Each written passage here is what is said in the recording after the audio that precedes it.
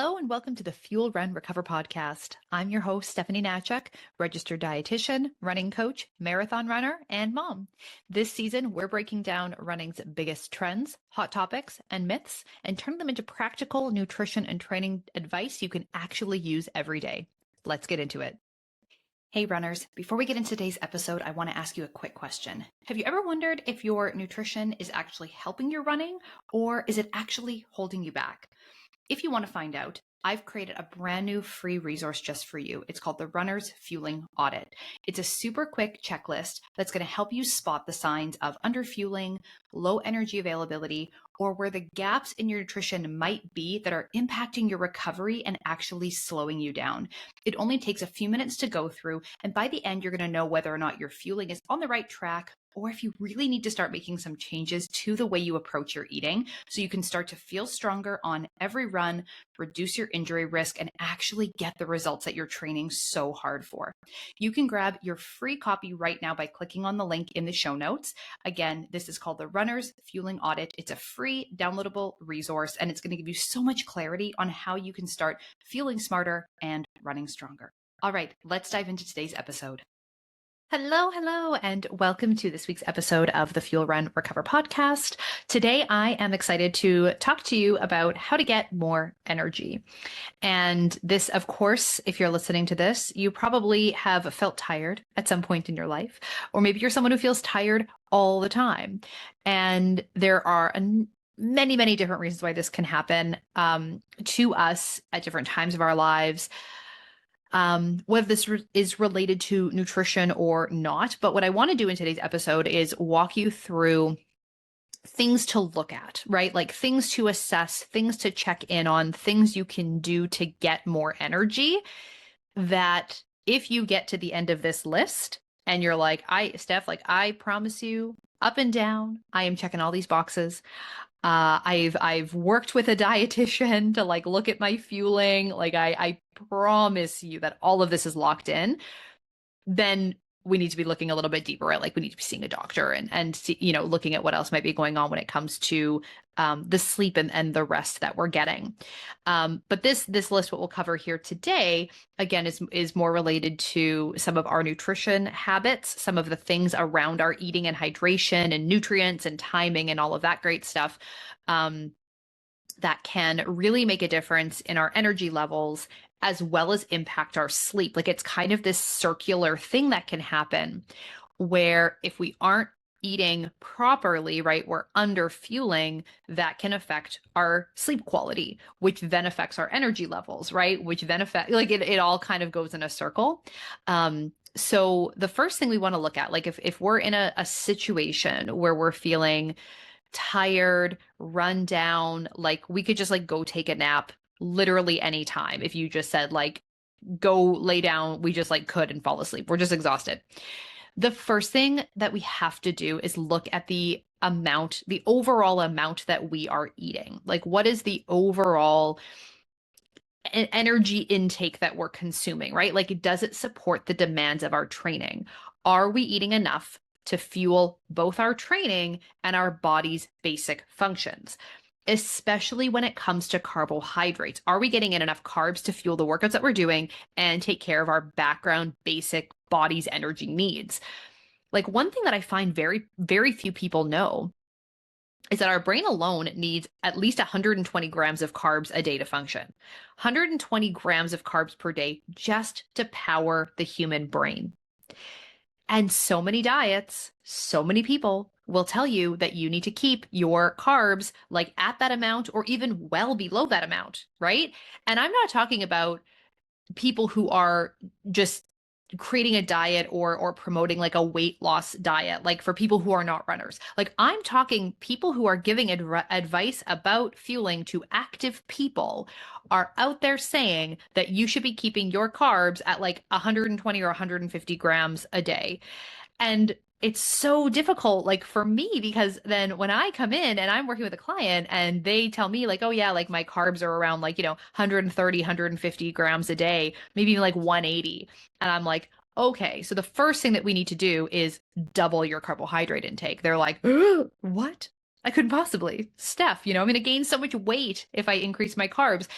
And we've just been so convinced, so led to believe for so many years now that carbs equal weight gain, that it's this incredible adjustment. Like it's this total like shaking of our core beliefs about nutrition to be told that no, like eating more carbs will help you fuel your workouts better. You will have more energy. You will feel better. You will sleep better. All the things will get better if you just eat the right amount of carbs for your body. Now, I am not sitting here behind this microphone saying to you that I want you to be chowing down on like high refined sugar, like white carbs, processed things all day long, right? That is the opposite of what I'm saying. I am not saying that our diet needs to be sugar and high sugar and all sugar foods, right? That is not ideal. What we want though is for like the core foundation of our diet to be high fiber, nutrient dense carbs that give us sustained energy, right? So we're not having these dramatic rises and falls in our blood sugar levels all day, which is part of that roller coaster that we can be on with our energy. If we are having a really like high sugar diet with not much else to it, we get this rise in blood sugars and this rise in energy from having these like high sugar foods. And then our body brings those blood sugars back down and we can like feel that, right? And for some people, this is a very noticeable rise and fall, right? The spike and the crash we talk about. And for most of us, people who don't have diabetes, the actual rise and fall in terms of our blood sugars is relatively modest. Like our bodies can quickly produce enough insulin to bring down blood sugars after eating even a fairly large amount of sugar. Like we don't have a problem doing that for people who don't have diabetes. But still we can still be sensitive to those feelings of that rise and fall and get that sensation of that crash, right? Not having those sustained, more balanced blood sugar levels. So I am not saying that we need to double our carbs by like consuming a bunch more sugar, right? What I'm saying is that we often need to increase our carbohydrate intake fairly significantly, especially if we're a high volume runner. We're in a training cycle getting ready for a race. We need more high quality carbs all day, every day, just to support the basic daily needs for our body's systems, as well as the workouts that we're doing. So it can be a bit of an adjustment to make, but if you are currently sitting at under 200 grams of carbohydrates and you're running even a couple days a week, like even if your mileage is fairly modest, you probably need to be eating a lot more carbs.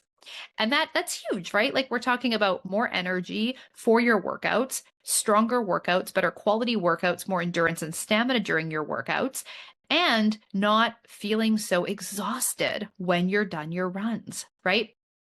Because it's not even just a matter of like timing our nutrition. That is important. And I want to talk about timing nutrition here today as well. But it's not even just about the timing. It's also about all day, every day. Are we giving our body what it needs to feel and perform its best mentally and physically, right? Underfueling, as I mentioned before, can also negatively impact sleep. So we're more restless at night when we're underfueled. We can be waking up more often, waking up hungry overnight. Like if you're waking up at 1, 2, 3 in the morning and your stomach is growling, like if you're waking up hungry in the middle of the night, you need to be eating more food. Like that is not happening for no reason. Your body is giving you a message. You need to be fueling more. You need to be feeling more adequately. So if you're waking up, you're restless at night, you're waking up hungry, you potentially have blood sugar swings happening overnight again from the hormone fluctuations that are a normal part of sleep. So things like cortisol and growth hormone, like these things naturally shift throughout the day, right? And ebb and flow throughout a 24-hour period. And so these hormone shifts and swings while we're sleeping overnight can impact our blood sugars and impact our sleep quality. So underfueling can negatively impact sleep, which leads us to feeling even more tired and not well rested, which impacts our workouts. Like it all is just a mess, right?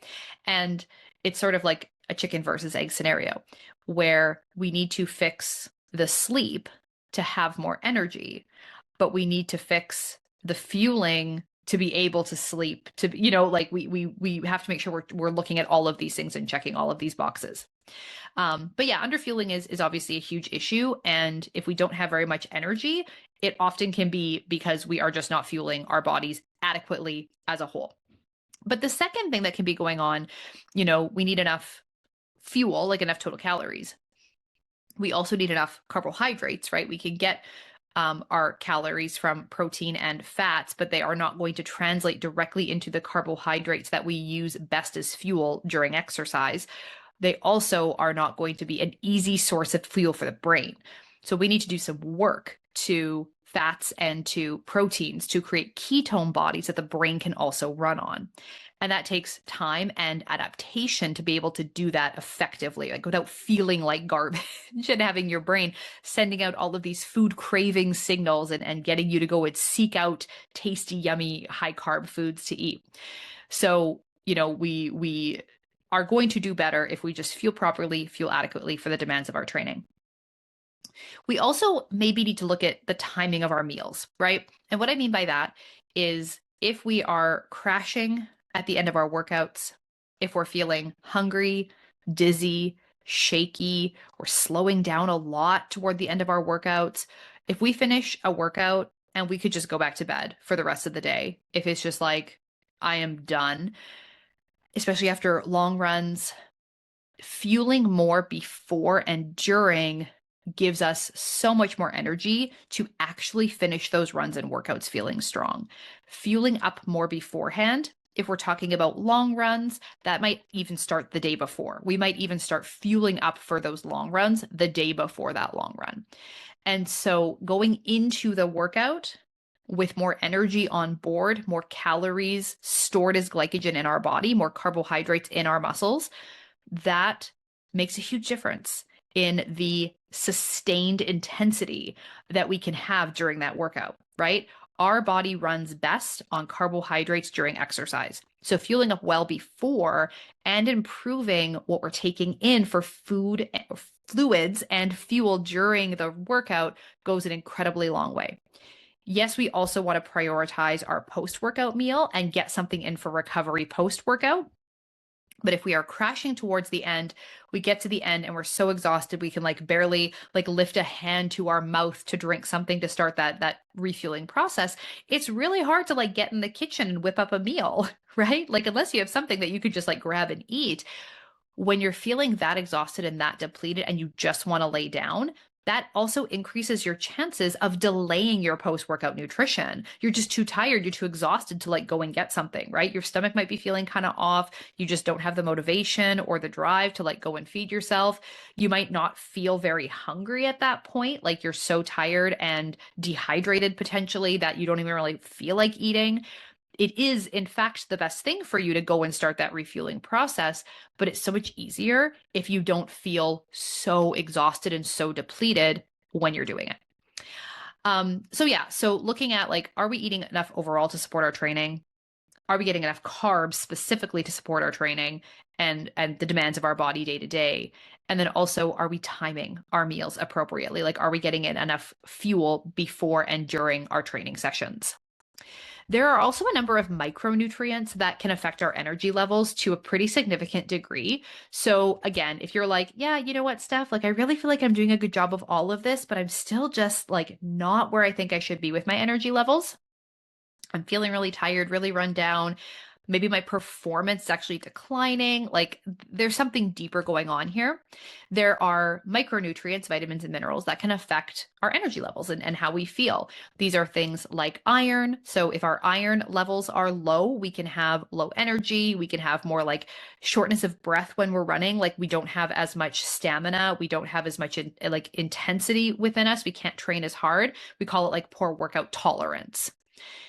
Vitamin B12. Vitamin B12 is very important for energy production in our bodies, as well as folate. But B12 is sort of the primary one because without enough B12, we can also experience like muscle weakness. So these B vitamins are important for energy levels and energy metabolism in the body. And even things like vitamin D. You know, vitamin D deficiency is very, very common where I live here in Winnipeg, Canada. We have very short summers and long, dark winters. and cool weather for a lot of the year. So we're just not getting the sun exposure that we would need to maintain vitamin D levels. So, but a lot of people don't know that. And so when we actually like test vitamin D, so many people have low vitamin D levels.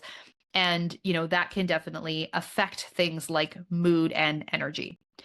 There are also a number of other vitamins and minerals involved in the health and function of our brain. So, nutrients that the brain uses to make things like neurotransmitters, um, things that provide us with the energy metabolism, right? Like the way that our cells actually make energy. Things that affect mood, things that affect sleep and sleep quality, right? So there's a lot of vitamins and minerals that are involved in a number of these processes. Some things we can test for with blood work. Other things we can't. We don't have a blood test that we can do to look at it. So sometimes it's fairly straightforward to like go to our doctor and say, hey, you know what, can you check my iron levels? Yes, your doctor can easily write a rec, get your iron levels checked. You'll know where you're at with your iron status. Other things are a little bit harder to nail down and often will require actually looking at your intake. So like doing some detailed tracking of your food intake to kind of see like, am I getting enough magnesium? Am I getting enough omega-3 fats? Am I getting enough folate, right? Things that we don't necessarily test for on blood work, or, it isn't like standard to test for. You might be able to access that testing depending on where you live and where you go, but it isn't kind of like a typical thing that we do, mostly because for some of these nutrients, the amount in our blood is not reflective of the amount that we would have like stored in our body's tissues. So blood levels are not super sensitive to fluctuations in intake. Blood levels are going to be fairly stable all the time, even if we don't eat that much. So it's not really giving us a good amount of feedback as to whether or not our diet is adequate. On the other hand, other things like, your iron or your B12, they are a little bit more reliable for saying, okay, like your iron status is good, your B12 status is good, because we can see that reflected in your labs. So it's not the same for all of these nutrients in terms of how accurately we can test and sort of use that as an indicator of whether or not we're eating enough. And that's one of the hard things about nutrition is that it's not as easy as just like, give us a blood sample. We're going to tell you exactly everything that you need or don't need to be taking, right? So definitely, see your doctor, get these levels tested. It's a good idea to just monitor this stuff annually, and if you are low, if you do need to supplement, you might need to follow up and get those things checked a little bit more often. So from a nutrition perspective, fueling adequately, looking at the amount, the timing, the quality of our food choices goes a very, very long way to boosting our energy, giving us more physical energy for our training, more mental energy for the tasks and the demands of the rest of our day. Proper fueling and getting in those micronutrients that we need to support health and function of our bodies and brains goes an incredibly long way. Like it's so important. When I'm working with people who are, exhausted all the time, they're feeling run down, they're feeling really terrible, and they're missing meals or they're not getting enough nutrients in, they're definitely not eating enough carbs, like, their diet is just not where it needs to be. I'm always excited because I love to see that potential. Like, oh my gosh, like you could feel so much better if you gave yourself a chance by fueling your body with what it needs. But the other thing that we have to do is not just nutrition. We have to give ourselves a chance to get enough good quality sleep. And there's a lot of reasons why people don't sleep well. And I am not a sleep expert. I am not a sleep doctor. I do not treat people with sleep issues directly. So a lot of this stuff is completely out of like my scope of expertise and really should, be worked on or spoken about with either your doctor or a sleep expert, something like that. There are doctors who are sleep specialists. People don't sleep well for a number of reasons. I myself am a twin mom to toddlers. I know all about not sleeping well. Now, my kids currently do sleep very well, and it's wonderful. But there obviously was a very long time in the first year of their lives when they did not. And that means that I did not. And it was very hard. I felt exhausted all the time. But I knew that a huge reason why I was exhausted all the time was because I'm sometimes up half the night with these children or being woken up every couple of hours. And, whether or not you have to go actually like soothe them or not, depending on, what's going on that particular day. Sometimes they would, maybe fuss for a few minutes and fall back asleep, or, other times, no, you got to go in there and see what's going on. I know all about the sleepless nights, right? So I'm not saying it's a blanket statement like, oh, just get more sleep, because I know that like that's not always a possibility depending on what's going on in your lives and your circumstances. But what I really, really need some of you to do listening to this is be honest with yourself. Are you giving yourself a chance to get enough better quality sleep? Are you setting yourself up for success the best way that you can? What do I mean by that? Are you spending a few extra hours at the end of the day watching Netflix, scrolling social media, and going to bed way later than you should be, right? At that point, like, you cannot blame your children. Don't blame your children. This is you. What is your screen time like in those later hours?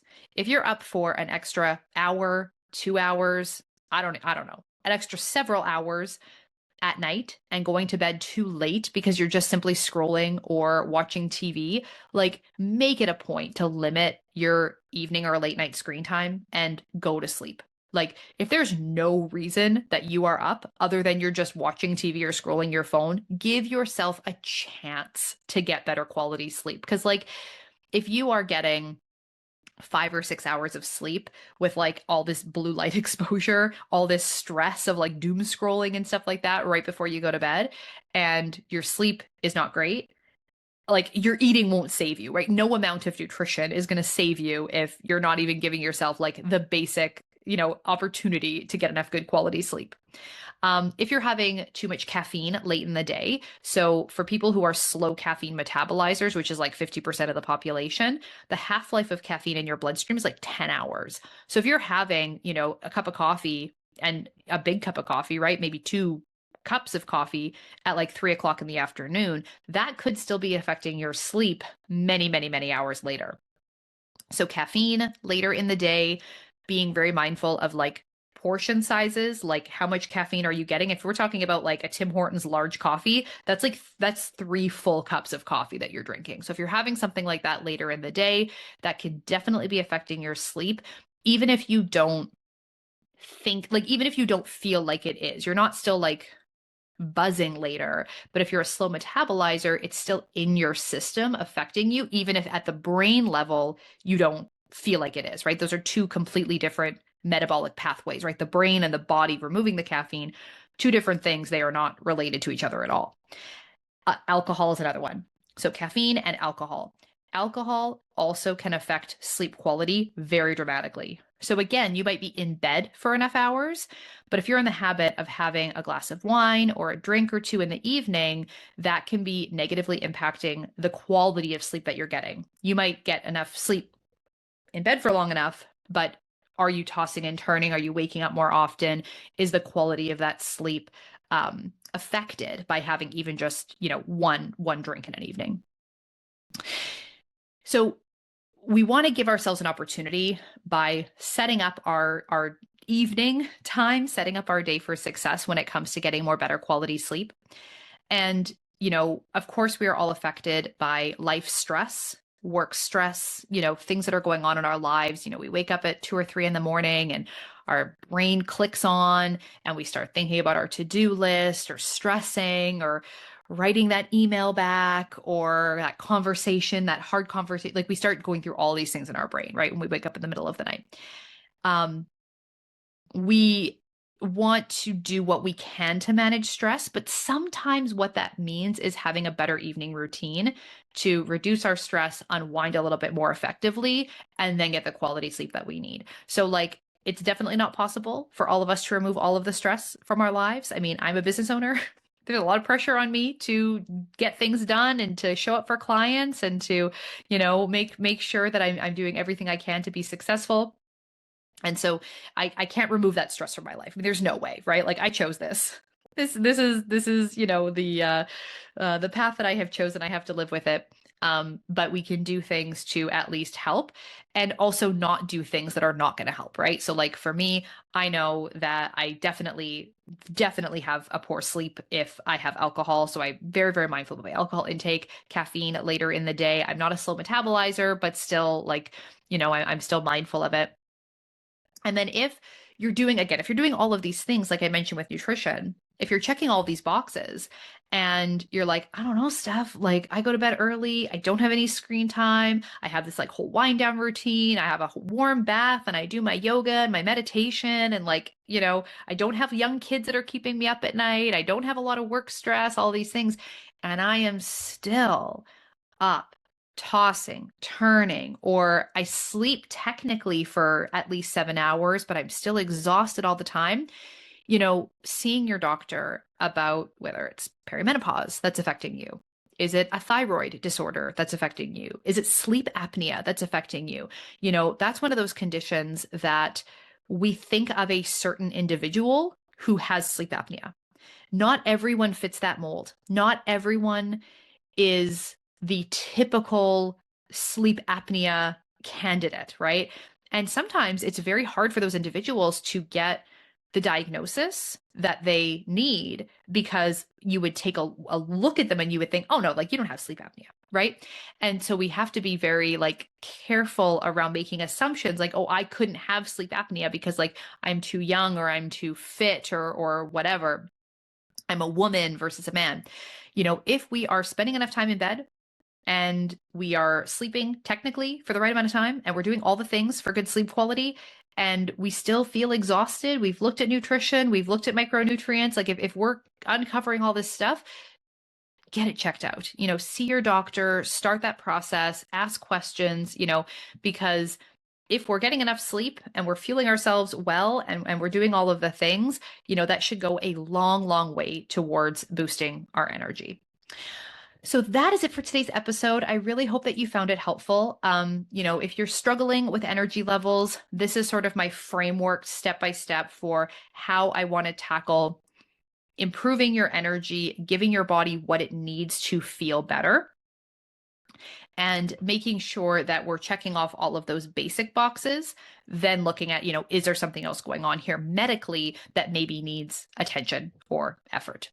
If you need more help, I talked about like nutrition and all of these different steps we need to go through with our eating.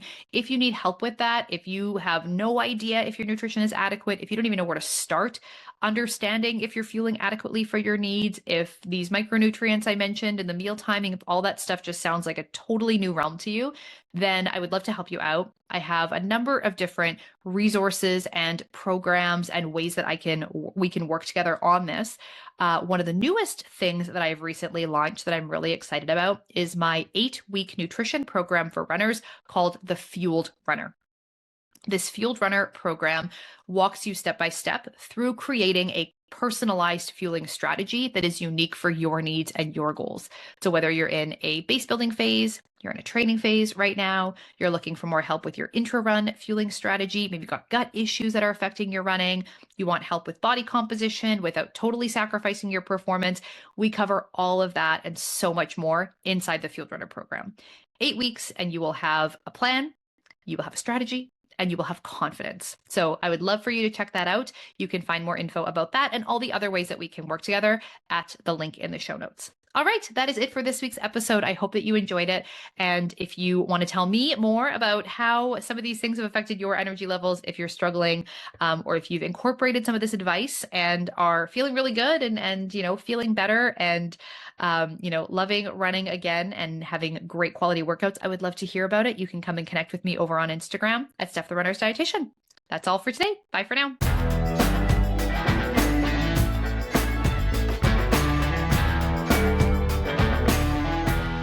The information on this podcast is for educational purposes only and is not to be used or relied upon for the diagnosis or treatment of any health condition.